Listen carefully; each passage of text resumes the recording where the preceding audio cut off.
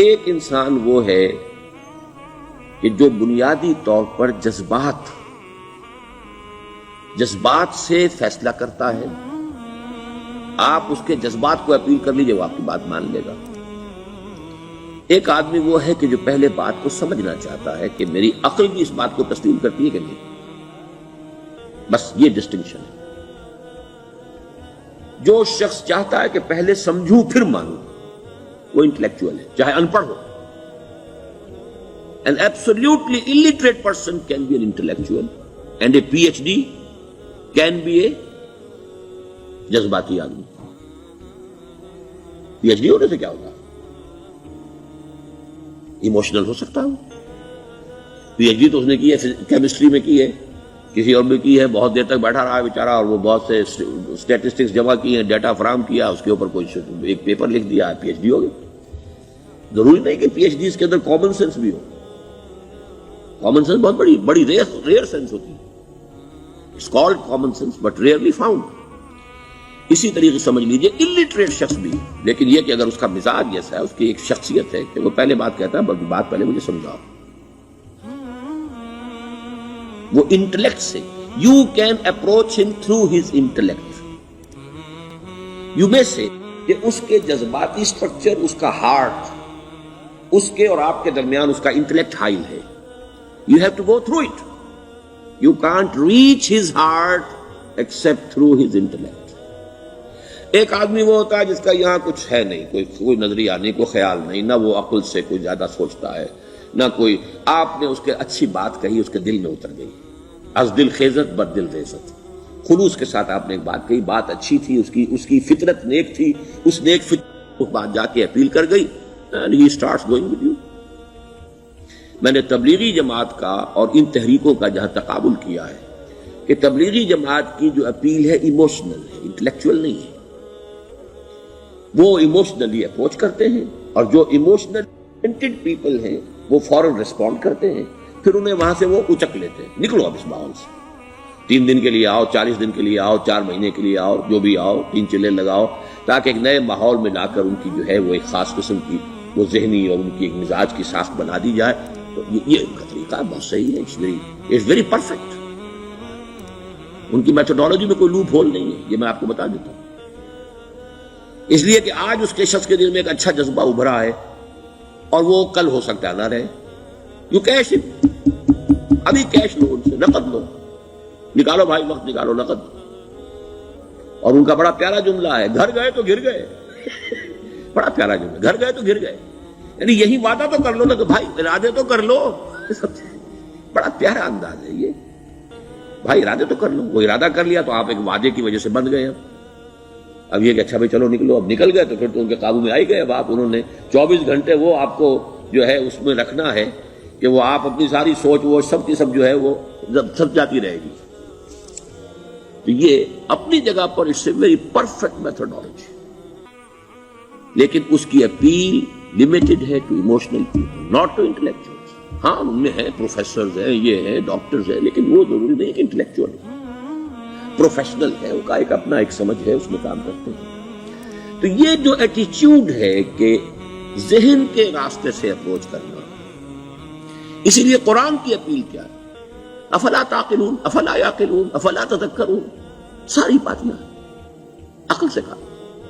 ابھی میں نے جیسا کہ آپ کو بتایا، قرآن تو یہ کہتا ہے کہ بغیر یا تو عقل سے بات مانی جائے گی، اور یا قرآن کی بات مانی جائے گی، یا رسول کی بات مانی جائے گی.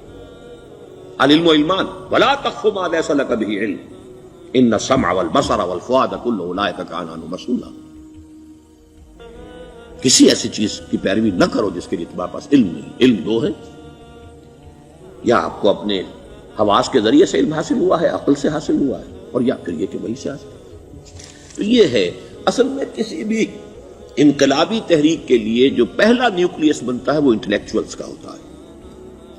پھر یہ کہ وہ چیز جو ہے عام لوگوں کے اندر بھی نیچے اترتی ہے.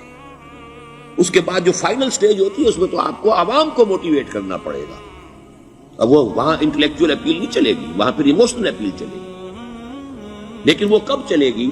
جبکہ ایک مضبوط جماعت ایسی پیدا ہو چکی ہو کہ جو سمجھ کر آئی ہو، علی وجہ البصیرت مان رہی ہو چل رہی ہو اپنی دونوں آنکھیں کھول کر چل رہی ہو، پھر ڈسپلنڈ ہو، پھر جو کچھ کہہ رہی ہے وہ کر بھی رہی ہو، ایسی مضبوط جماعت ہوگی تو ایک عوامی جو ہے کوئی تحریک اٹھا کر اسے کنٹرول کر سکتی ہے، اسے ایک ڈائریکشن کے اندر رکھ سکتی ہے، ورنہ عوامی تحریک کو کوئی کر سکتا ہے؟ عوامی تحریک خود بخود بھی دائیں بائیں کسی طرف بڑھ جائے گی، جوش اور جذبات کے اندر، تو پھر انسان جو ہے وہ پھر ادھر سے ادھر نکل جاتا ہے، پھر وہ حد اعتدال پر نہیں رہتا۔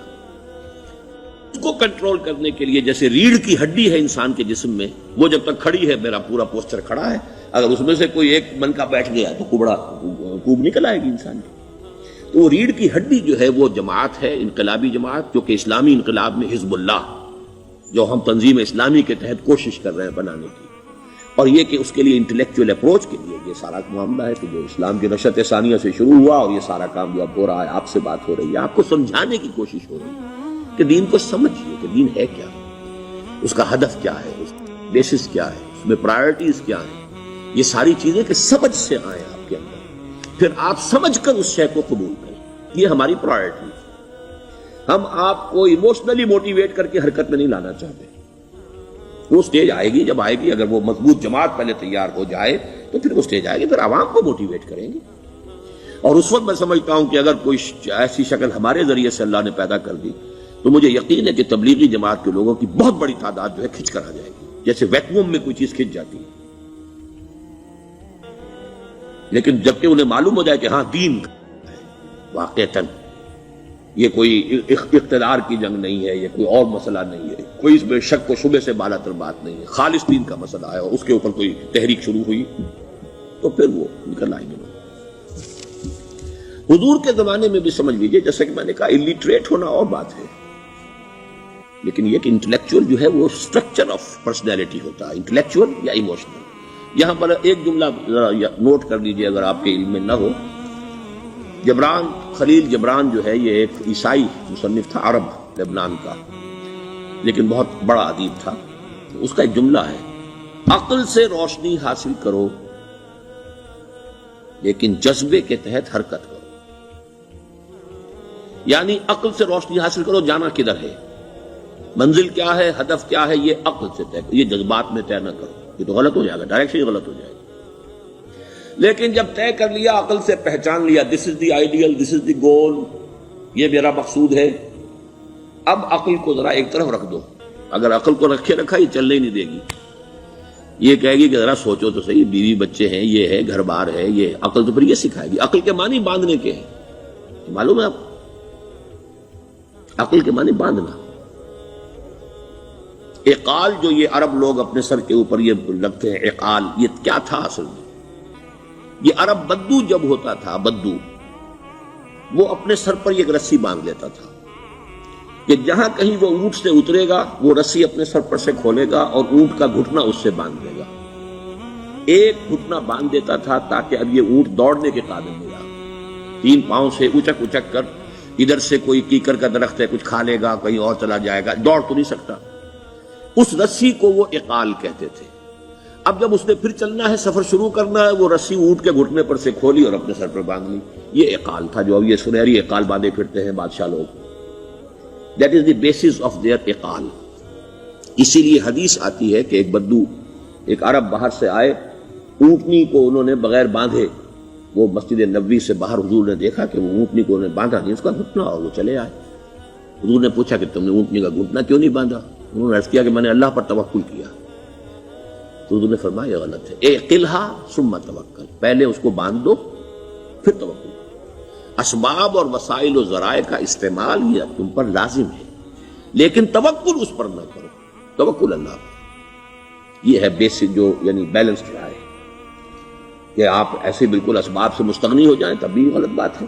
آپ you do what ever you can do, لیکن یہ کہ اس کے بعد یہ نہ سمجھو کہ میرے اس کرنے سے کچھ ہو جائے گا، یا میرے وسائل اور ذرائع سے کوئی نتائج نکل آئیں گے، نتیجہ اللہ کے ہاتھ۔ تو اعقلھا ثم توکل، یہ اعقل، عقل کے معنی باندھنا، پہلے باندھو اس کو۔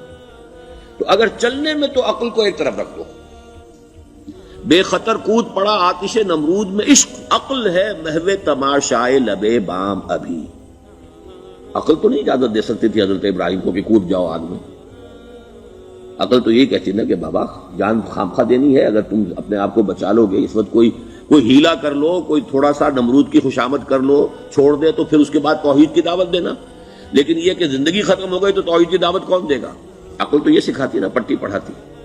لیکن بے خطر کود پڑا آتش نمرود میں، عشق عقل ہے محو تماشائے لبے بام ابھی. عقل تو وہیں بیٹھی دیکھ رہی ہے کہ یہ کیا کیا اس نے، یہ جمپڈ، یہ شوڈ ناٹ ہیو جمپڈ.